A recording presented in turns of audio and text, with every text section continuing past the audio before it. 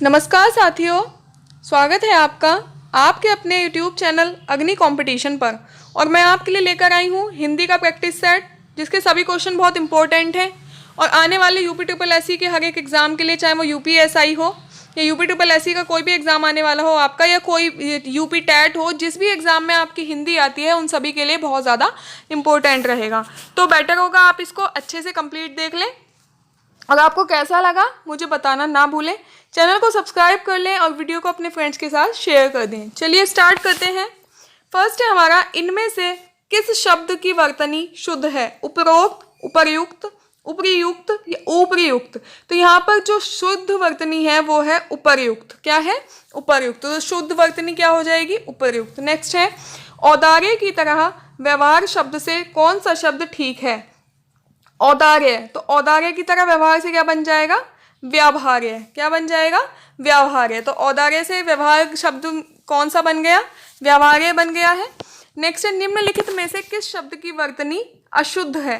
इन चीज को थोड़ा ध्यान रखेंगे कि शुद्ध पूछा जा रहा है या अशुद्ध पूछा जा रहा है। ठीक है, तो वो कह रहा है कि किस शब्द की वर्तनी अशुद्ध है? अनंग, परिहास, व्यंग या हास्य? तो यहाँ पर जो अशुद्ध है वो क्या है? व्यंग। नेक्स्ट हम देखते हैं, इनमें से शुद्ध वर्तनी है उज्जवल, उज्जवल, उज्जवल या उज्जवल? तो इसमें से शुद्ध वर्तनी जो हो जाएगी उज्जवल। उज्जवल कैसा लिखा जाता है? उ आधा जय और पूरा वह ले, उज्जवल। ठीक है।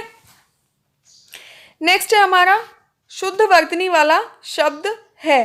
तो शुद्ध वर्तनी वाला शब्द शुश्रूषा, सुश्रूषा, ये हो जाएगा। तो इन चारों में से जो शुद्ध वर्तनी वाला शब्द है वो है हमारा शुश्रूषा। मतलब श पे छोटे ऊ की मात्रा, श पर छोटे ऊ की मात्रा, फिर बड़े ऊ की मात्रा आएगी श्रय पर, और शा।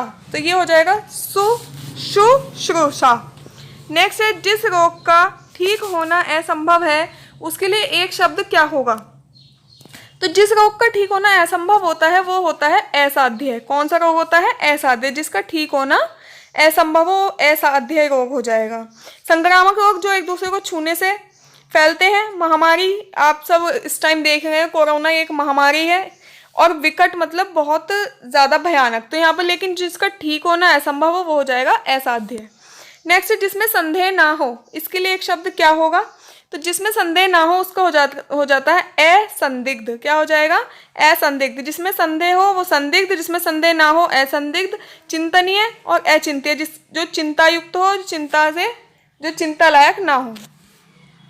नेक्स्ट है हमारा, जिसे शीघ्र प्रसन्न किया जा सकता हो उसके लिए क्या शब्द होगा? जिसे शीघ्र प्रसन्न किया जा सकता हो, आशुतोष।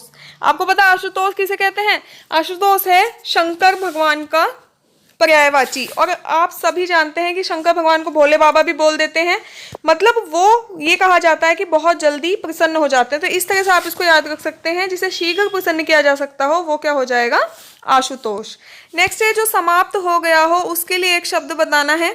तो जो समाप्त हो गया हो वो क्या होता है? इतिश्री। क्या हो जाएगा? इतिश्री। श्री गणेश, शुरू करना। इतिश्री का मतलब समाप्त होना।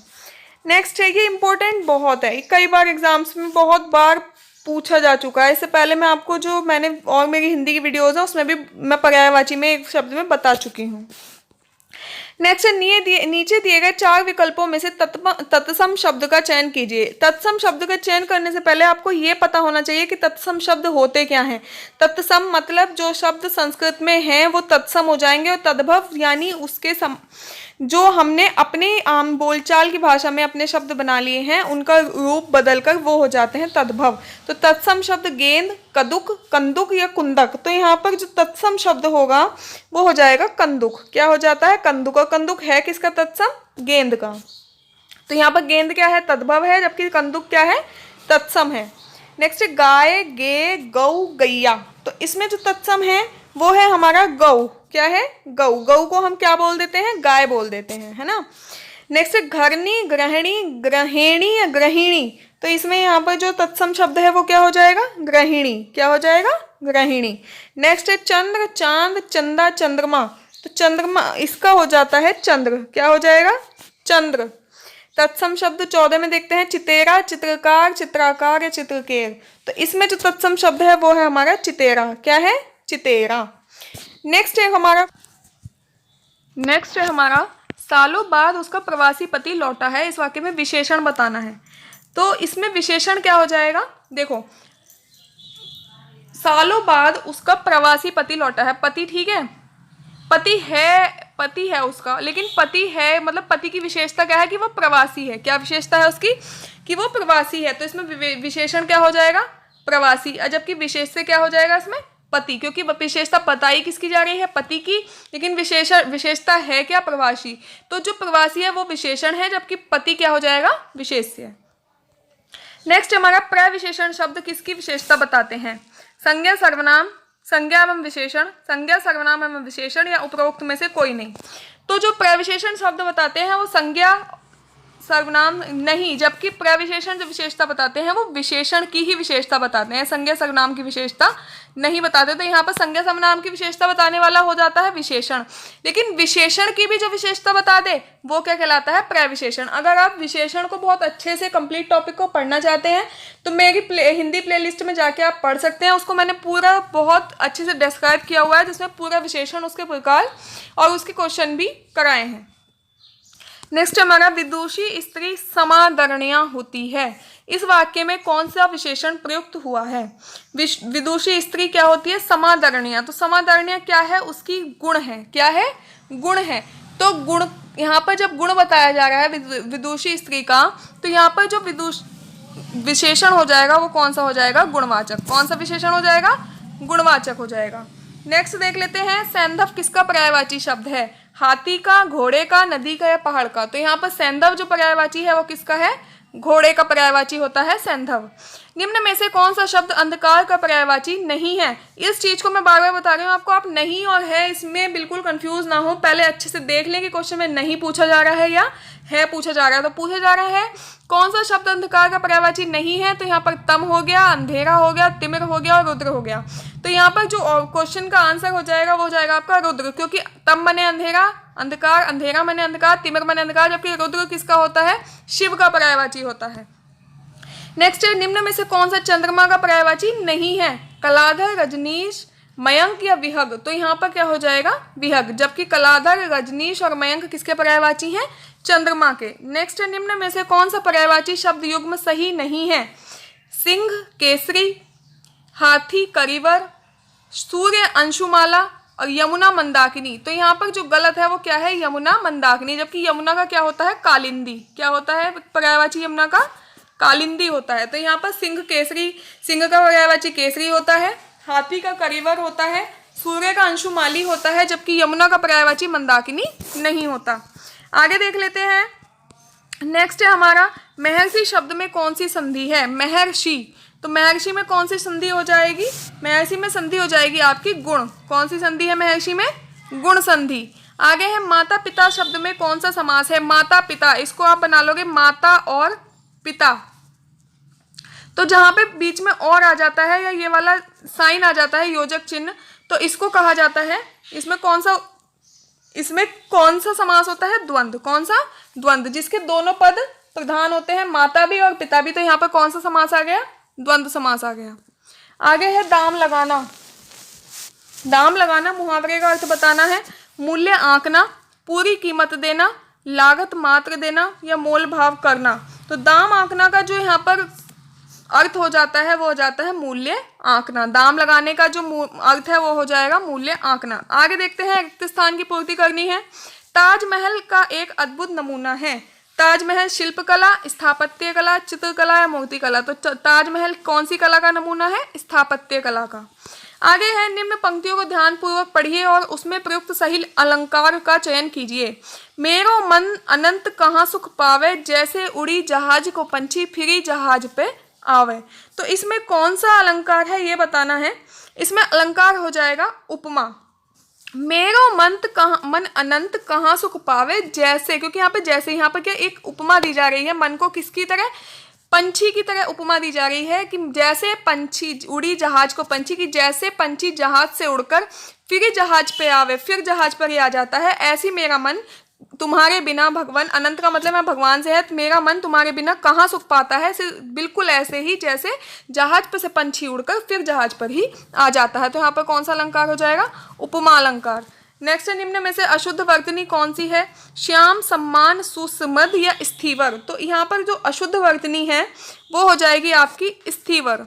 आगे है, निम्न में से कौन सा शब्द भेद शब्द के अनेकार्थक नहीं है? फूट, रहस्य, छेदन और दर। तो जो यहाँ पर आंसर है वो हो जाएगा दर। भेद का जो अनेकार्थक फूट भी है, रहस्य भी है, छेदन भी है, लेकिन दर नहीं है। आगे है, वर्ण न, में तथा अणे का उच्चारण स्थान क्या है? तो आप बोल के भी देख सकते हैं, न, में, अणे। तो इनका उच्चारण स्थान कहाँ से आ रहा है? नासिका से आ रहा है। ठीक है, कंठ का कैख है, गे हो जाता है।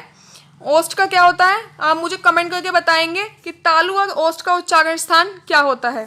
आगे है, रिक्त स्थान की पूर्ति करनी है। भारतेंदु हरिश्चंद्र को हिंदी साहित्य में आधुनिकता का प्रवर्तक, कवि, साहित्यकार, नाटककार या कथाकार क्या माना जाता है? तो इसका आंसर हो जाएगा साहित्यकार। जो भारतेंदु हरिश्चंद्र हैं वो हिंदी साहित्य में आधुनिकता के प्रवर्तक, साहित्यकार माने जाते हैं। आगे है हमारा, बादलों के समूह को क्या कहते हैं? राशि, गुच्छा, घटा या अंबार। तो बादलों के समूह को क्या कहा जाता है? घटा। हमने सुना भी होगा काली सावन की घटा, तो वही वाली बात है। घटा मतलब बादल, बादलों का समूह। नेक्स्ट है हमारा, विद्रोही का अंग्रेजी समानार्थक शब्द नहीं है। ड्रियरी, इंसर्जेंट, म्यूटिनस या रिकॉल्टिरेंट। तो यहाँ पर जो विद्रोही का अंग्रेजी समानार्थक शब्द नहीं है वो क्या नहीं है? ड्रियरी। ठीक है, बाकी तीनों इसके हैं। ईश्वर तुम्हें सफलता प्रदान करे का अंग्रेजी में अनुमान क्या होगा? God grant you success, may God grant you success, may God grant you success, या हो जाता है उपरोक्त में से कोई नहीं। तो यहाँ पर जो आंसर हो जाएगा आपका वो हो जाएगा may God grant you success.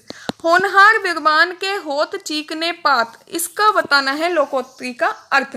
होनहार विद्वान के होत चीकने पात, तो इसका जो अर्थ होता है वो क्या हो जाता है? होनहार बालक के लक्षण बचपन में ही प्रकट होने लगते हैं। आपने सुना भी होगा, पूत के पांव पालने में दिखने लगते हैं, वही उसी का अर्थ है ये कि होनहार विद्वान के होत चीकने पात। नेक्स्ट है, शुद्ध वाक्य का चयन करना है। वह भारी भरकम भीड़ जमा थी, जो धन का भूखा है वह साधु नहीं है, मुझे इस अधिवेशन का समाचार नहीं मिला था, मेरी कविता मुद्रित हो रही है। तो यहाँ पर जो आंसर हो जाएगा वो हो जाएगा, जो धन का भूखा है वह साधु नहीं है। यहाँ पर ये शुद्ध है, बाकी ये अशुद्ध है, इसमें भी गलती है और इसमें भी गलती है। नेक्स्ट है, नीचे दिए गए वाक्य में जो शब्द उस वाक्य के संदर्भ में सही नहीं है उसका चयन करना है। पहले नारी पुरुष की दासी थी जिससे वह पति से हर तरह की सुरक्षा चाहती थी। तो पहले नारी पुरुष की दासी थी जिससे वह पति से हर तरह की सुरक्षा चाहती थी। इसमें जो गलत है वो क्या है? तो इसमें जो गलत है वो हो जाएगा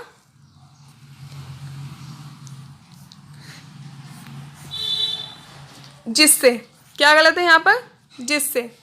नेक्स्ट है, गलत युग्म चुने। साकेत का मैथिली शरण गुप्त, कामायनी की जयशंकर प्रसाद, रंगभूमि महादेवी वर्मा और गोदान प्रेमचंद। तो यहाँ पर गलत क्या है?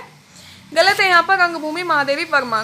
बाकी साकेत मैथिली शरण गुप्त की है, कामायनी जयशंकर प्रसाद की है, गोदान प्रेमचंद की है। अब आप मुझे जरा कमेंट करके ये बता दें कि रंगभूमि किसकी रचना है। ठीक है, नेक्स्ट है, मतदाता शब्द में कौन सा समास है?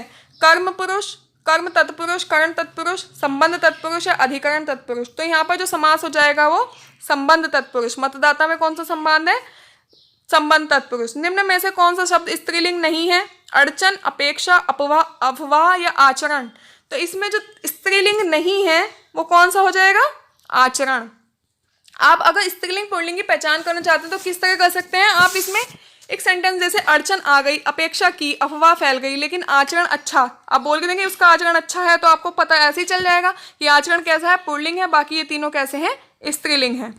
आगे देख लेते हैं, पर्वतों के समूह को क्या कहते हैं? टुकड़ी, आगार, संग्रह या श्रृंखला। तो पर्वतों के समूह को कहा जाता है श्रृंखला। पर्वत श्रृंखला आपने सुना होगा। शब्दकोश में कौन सा शब्द सबसे पहले आएगा? असम्यक, असमंजस, असहमति या असमर्थ। तो इसमें सबसे पहले कौन सा शब्द आ जाएगा? असमंजस। कौन सा आएगा? असमंजस। नेक्स्ट, निम्न में से कौन सा शब्द तत्सम है? आशा, अंधेरा, आंचल या आंसू। तो यहाँ पर जो तत्सम शब्द है वो है यहाँ पर आशा। क्या है? आशा। नेक्स्ट है हमारा आशा का जो तद्भव होगा वो क्या होगा, आस हो जाएगा। निष्काम शब्द में कौन सा उपसर्ग है, नि, नश, न, निस। तो निष्काम में जो उपसर्ग हो जाएगा वो हो जाएगा निस। आगे देखते हैं, निम्न में से कौन सा पदोन्नति शब्द का संधि विच्छेद है, पदोन्नति यानी पद प्लस उन्नति। क्या हो जाएगा, पद प्लस उन्नति। तो यहाँ पर 44 का क्या हो जाता है, डी। जहां अनेक वर्णों की आवृत्ति केवल एक बार होती है वहां अलंकार होता है। नेक्स्ट हमारा, जहां अनेक वर्णों की आवृत्ति केवल एक बार होती है वहां कौन सा अलंकार होता है। तो अनेक वर्णों की आवृत्ति कितनी बार हो रही है, केवल एक बार हो रही, तो वहां कौन सा अलंकार होता है, छेकानुप्रास। जबकि श्लेष अलंकार में एक शब्द जो है वो 2 बार प्रयोग होता है और हर बार उसका अर्थ अलग अलग होगा। यमक अलंकार में, सॉरी, श्लेष का अर्थ चिपका हुआ, किसी एक ही शब्द के 2 अर्थ निकलते हैं। यमक में 2 शब्द दिए हुए होंगे, मतलब एक से ज्यादा बार वो शब्द यूज हुआ होगा और क्या होगा, उसका हर बार अलग अर्थ होगा। ठीक है। और जबकि छेकानुप्रास में क्या बताया कि अनेक वर्णों की आवृत्ति केवल एक बार होती है। आगे है, रिक्त स्थान की पूर्ति करनी है, शालीनता बिन मोल मिलती है, उससे सब कुछ खरीदा जा सकता है। तो क्या हो जाएगा इसका, शालीनता बिन मोल मिलती है परंतु उससे सब कुछ खरीदा जा सकता है। नेक्स्ट साकेत के रचनाकार बताने हैं। कौन है साकेत के रचनाकार, मैथिली शरण गुप्त हैं। आगे है, बेमेल शब्द का चयन करना है, रात्रि, रजनी, निशा या दिशा। तो यहाँ पर रात्रि, रजनी, निशा क्या है, रात के पर्यायवाची हैं, जबकि दिशा अलग है। नेक्स्ट हमारा सुपात्र का विलोम बताना है। सुपात्र का विलोम हो जाता है कुपात्र। क्या हो जाएगा, कुपात्र हो जाएगा। और लास्ट है हमारा आज का, कृतज्ञ का विलोम बताना है। कृतिवान, अकृतज्ञ, कृतज्ञ, कृतज्ञ, शून्य। तो यहाँ पर कृतज्ञ का जो विलोम होता है वो होता है कृतज्ञ। तो ये थे हमारे आज के 50 हिंदी के क्वेश्चन। आपको कैसे लगे मुझे बताना ना भूलें। चैनल को सब्सक्राइब कर दें और वीडियो को लाइक कर लें। Thank you.